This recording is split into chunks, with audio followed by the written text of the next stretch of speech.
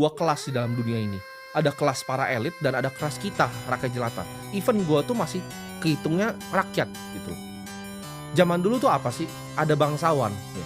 Ada bangsawan, ada kaum petani. Ketika ada bangsawan dan ada kaum petani, bangsawan ini nggak suka kaum petani ini bisa punya hidup yang seperti bangsawan ini, ya. Ini gue kalau misalnya di dunia ini ya, ini gue masih petani juga. Even sekarang ini gue masih kaum petani. Ketika petani, tapi gue petani yang punya lumbung padi besar, gitu. Kalian tuh petani-petani yang masih nyangkul. Dan ada beberapa orang yang lumbung padinya bahkan petani lebih besar lagi. Ya, tapi mereka bukan bangsawan dan mereka nggak akan pernah bisa jadi bangsawan.